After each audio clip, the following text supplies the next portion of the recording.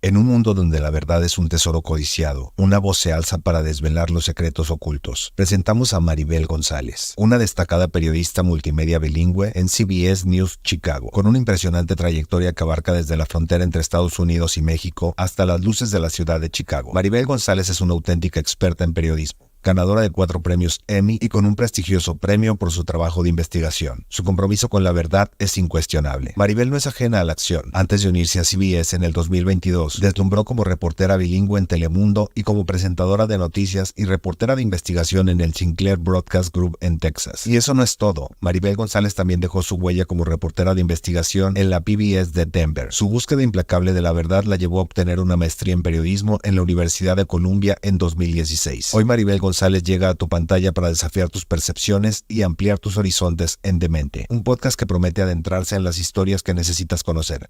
Bienvenida, Marybel González. So, Marybel González, thank you so much for making the time to talk to us. Thank you. It was a fun day.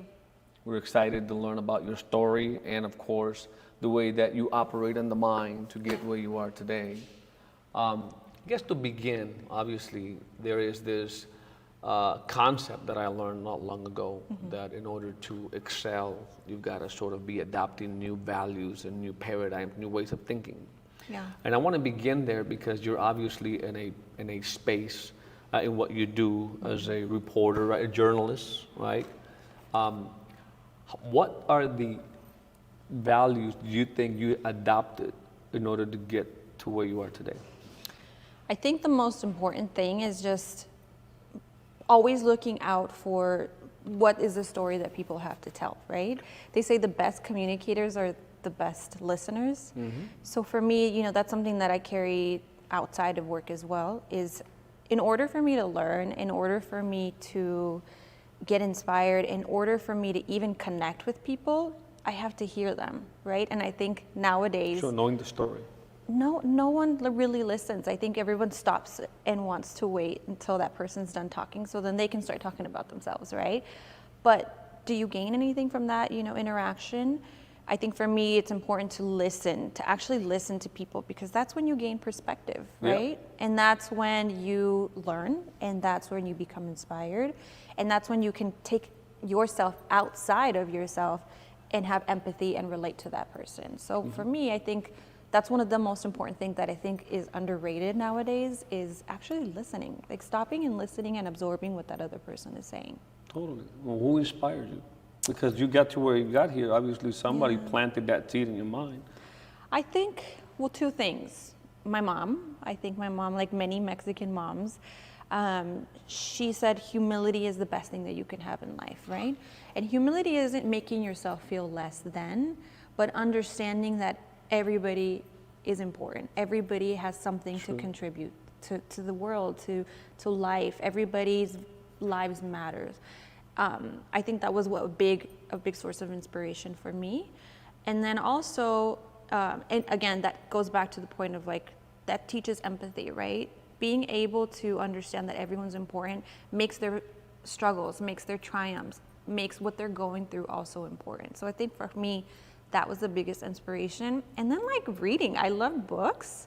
And that was never about myself, right? That was more about learning other people's stories, how the world, different ways that the world works. I guess that's... So you read a lot of biographies?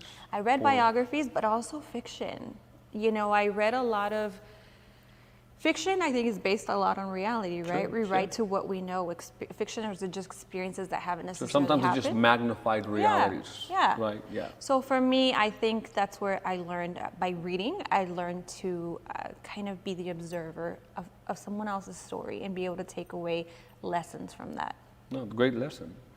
Now, I want to continue to push on this idea, why journalism, not medicine? It's who planted that seed that you belonged in as a journalist, as a communicator? So what's crazy is I didn't even know that this was a career. Okay. You didn't know this was a career? No, I didn't know this was a career.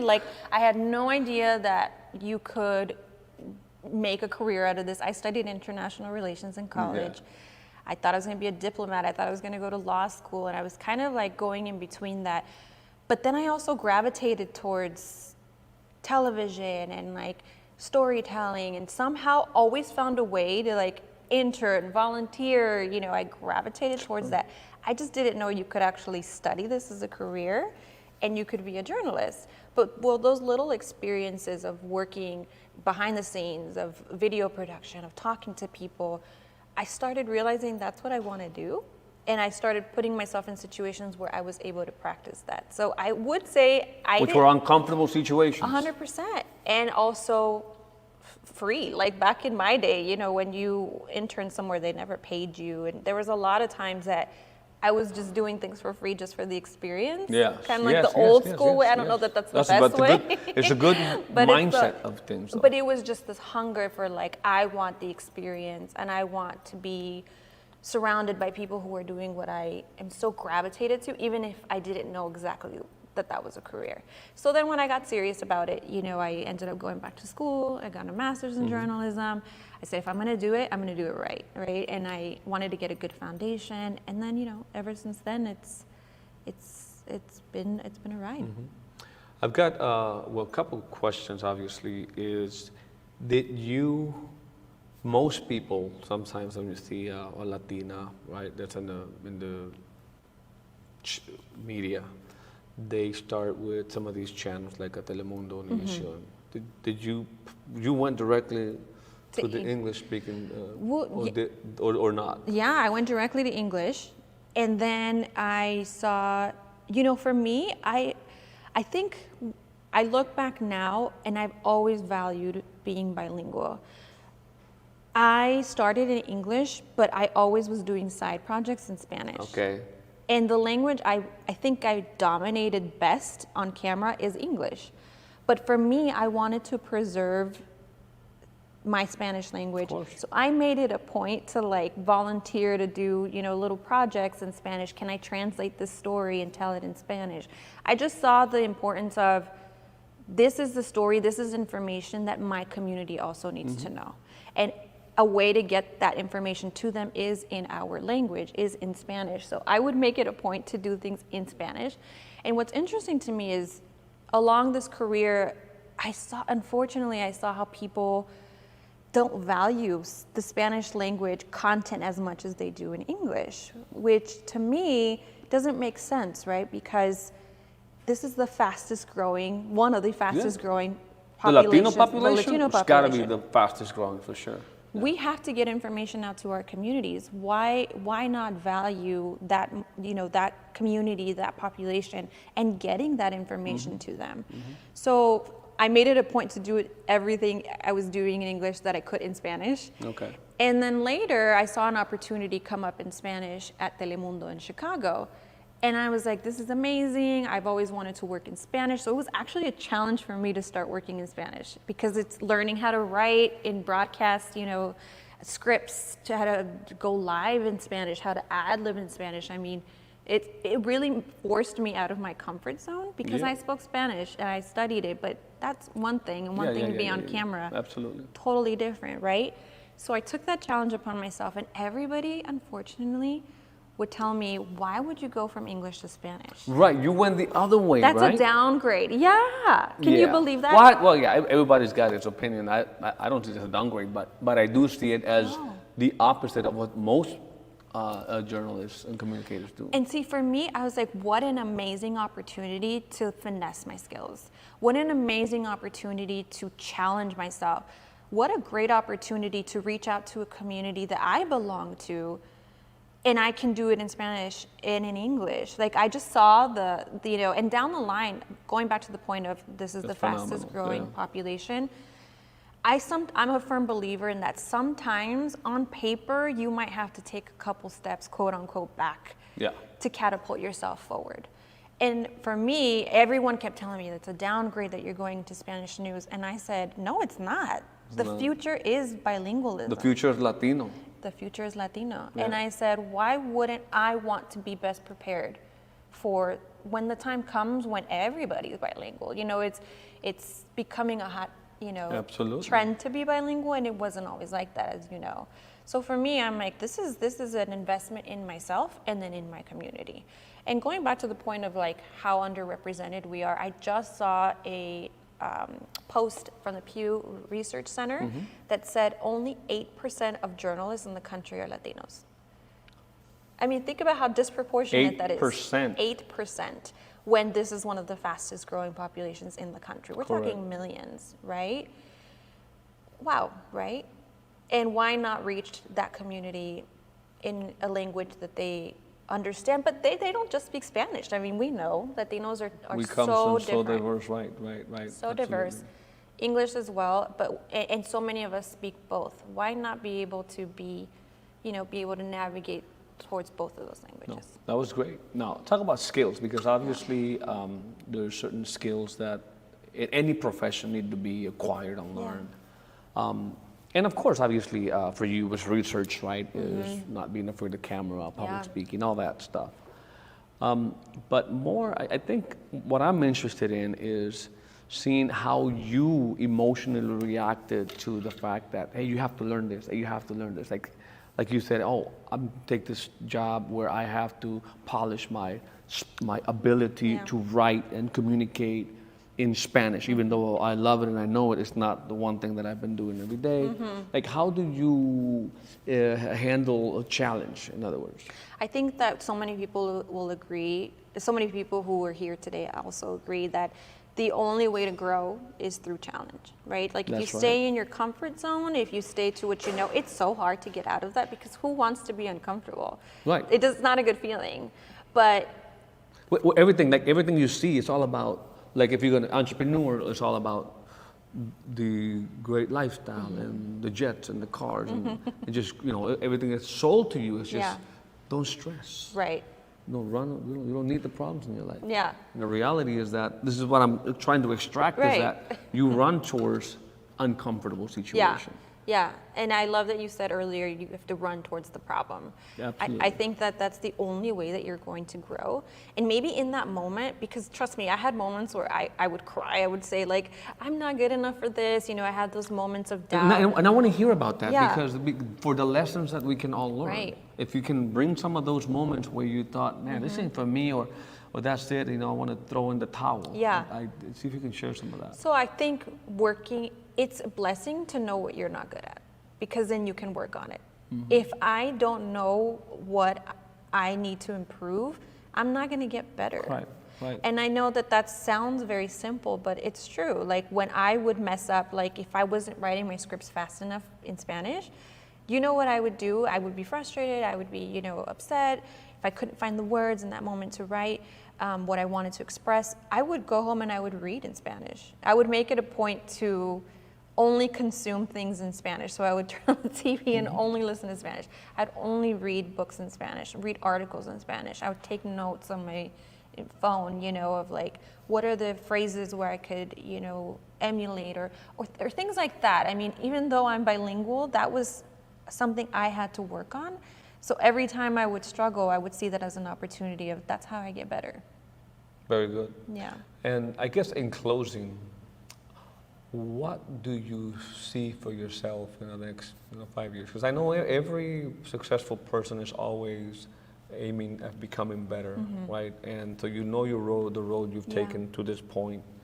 Where do you see yourself? Like, what kind of a bigger project are you working towards? I think the more I see, the more the years go by, the more I realize that I want to work on something that's bigger than myself. The more I want to do something that's going to leave an impact. And I don't know what that is yet, but I know what I want to feel. And what I want to feel is I want to create. I think part of the reasons why I was so attracted to this field is because you're creating every single day. Like, even though you are covering facts, you're covering events, the way that you tell those events is all in your creativity. So in reality, you just be trying to be the best you can be at where you are right now, not too focused necessarily on I mean, I am. Which is great. Just becoming better. I want to, but I also want to create, and whether that means, having some sort of a business to call mine, and to be able to inspire other people to do the same, to be able to leave a mark in the world and leave a legacy behind to, my children, and that's what I want to do. And I'm kind of like toying with a few things right now, but obviously growing in my career, but then also like continue to create something that is just mine. my passion project, which is to be determined. Yeah. In terms of, just to wrap it up now, mental health is such a big thing these days, Yeah. right? Emotional intelligence is such a big thing. And the things that you do, I don't know, educate me, because I may be just assuming as you are reporting on a lot of the good things that you see out there, but also the bad things. Oh, right? yeah. 'Cause you get to report on a lot of big things. I would say it probably more negative than positive. Yeah. How does that affect your day? Like when you have to soak all these things in, and then be able to leave that behind to then operate and continue to stay positive, motivated. How do you not let that drag you down? The truth is, it does. It does drag you down. And one of the things about news, I always say this, right, is you're there at the best point in someone's life or at the absolute At the worst. That's right. So you are there when someone wins the lottery. That's right. You're covering their story, and you're also there when someone's loved one tragically dies in a very unfortunate way. Those extremes are hard to handle day to day, right? I think I was just talking to one of my colleagues about this today.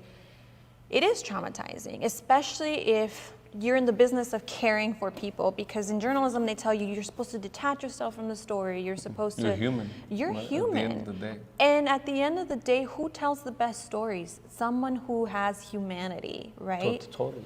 And sure, you're not ethically supposed to change, the outcome of the story. Like, I can't intervene if something's going on, but that doesn't mean I don't care about the people who are affected. So the truth is, there is a lot of work to be done, especially in my field and among Latinos in journalism, is how do you handle that trauma on a day-to-day basis?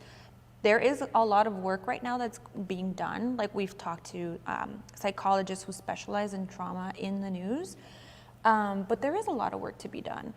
But at the same time, it's one thing I did learn is you always have to remember why you're doing what you're doing. So as long as I consider my work to be important, that helps deal with all the negative that comes with, with the job, with seeing people at their absolute worst. But it's important for me to tell this story. Why? Because it's important for people to know that this is going on, right? As much as we all like to live in a bubble, the truth is the world is happening around us. And I think we are the historians, Yeah. We are the journalists are historians. We keep the record of history. I mean, think of COVID. Think of how important our role was to disseminate information about how people could stay safe. We were amplifying the voices of doctors. We were spreading facts when it was a time of so much misinformation going around. Yeah. So when I remember why this job is important, it helps me navigate through the day-to-day bad and, tragedy that we sometimes have to cover. Awesome. Yeah. So if you want to be a reporter, Yeah. there's a space, right? Yeah, There's only 8%. there's a need, there's a huge need. Absolutely. Yeah. Well, thank you for inspiring, thanks for leading, and thanks for showing that you can accomplish what you want. We're going to leave Marybel González handle around here. Make sure you follow her and also share this to the people that you care about, because I know you got value from it. Marybel, thank you so much for the talk. I enjoyed it. Thank you. And Likewise. hopefully we'll have another one in the future. I hope so. Take care, everybody.